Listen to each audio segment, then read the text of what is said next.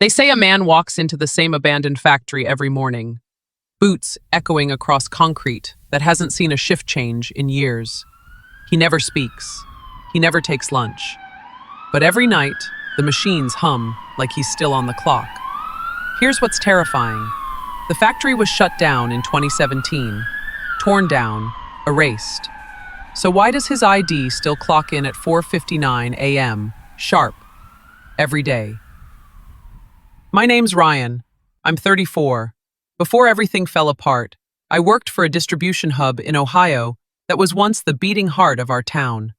1,000 people clocked in daily. We made engine parts, food packaging, and tubing that was shipped all across the country. We didn't talk about politics. We didn't care about the stock market. We just worked. Until the new owners came. Outsourcing, automation, efficiency, that's what they called it. Over the course of a year, the workforce shrank to a few dozen. Then, overnight, the plant was shuttered without notice, and just like that, the morning air felt quieter, like even the wind had left. I applied for everything I could: warehouse jobs, delivery gigs, call centers. I'd sit at my desk, staring at loading screens and broken links while the bills piled up around me like walls. Then one morning, a white envelope slipped under my apartment door. No stamp, no name, just a barcode and the words, "Labor Reinstatement, Phase 2. The paper inside was thin, almost transparent. It had a time, 6 a.m., and coordinates, followed by a message. Failure to appear will result in permanent forfeiture. I tried to search the company name, Reinstacor, but nothing came up. Not on Google, not even in the Secretary of State's business filings. The next morning, I arrived at the address, an old plant off Route 57, fenced off, condemned, and supposedly demolished 5 years ago. But the gate was wide open. Inside, every step echoed like it was the first sound the place had heard in years. The power was on, but the lights flickered like they couldn't decide if they belonged to the present. No people, no desks, just machines, humming quietly in a locked rhythm. And in the middle of the production floor, a clipboard. My name at the top. Shift start. 0600 hours. Assignment. Assembly line D. There was no time card, no training, just a terminal that blinked to life when I approached and displayed one word: welcome back. My shift began without a sound. Conveyor belts crawled forward. Robotic arms clicked to life. Boxes moved. I didn't know what I was making. None of it had labels. Hours passed. I didn't eat. I didn't ask questions. My hands did what they were told, but by day 3, things changed. There were other workers now. They never spoke. Their faces blurred slightly, like they weren't fully there.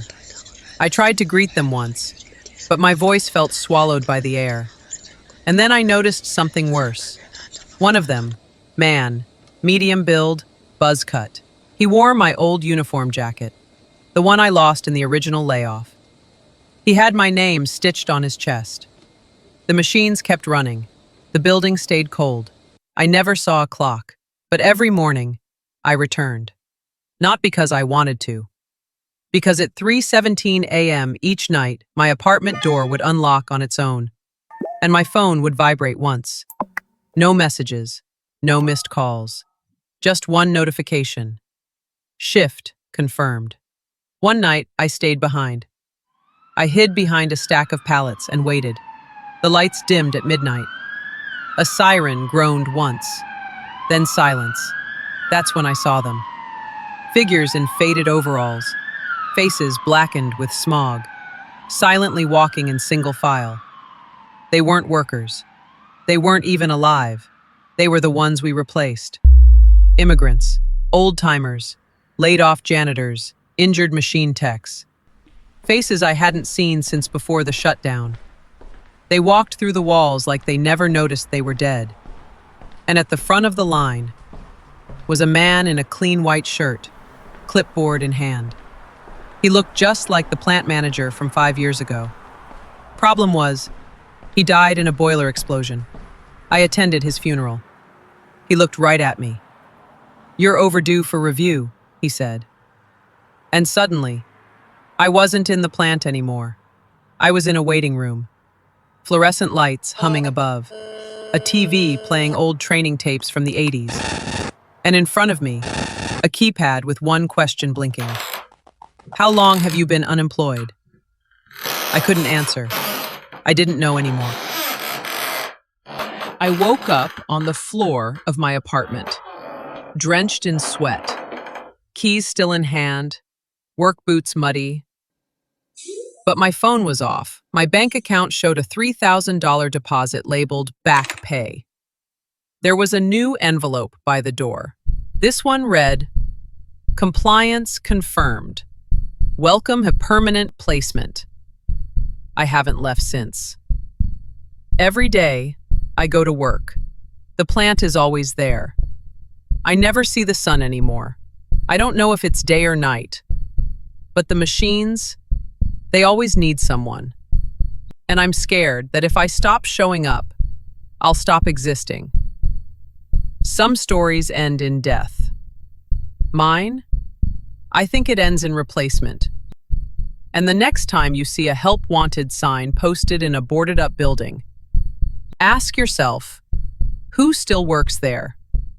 And what happens if they never stopped? If this story made you check your locks, listen to your hallway, or wonder what happens to the jobs no one wants to do, then you're exactly the kind of person they're looking for. Hit subscribe before your name shows up on someone else's clipboard. And don't miss what's coming next. A story about a man who took a freelance job cleaning out abandoned AI data centers and found something still running in the dark.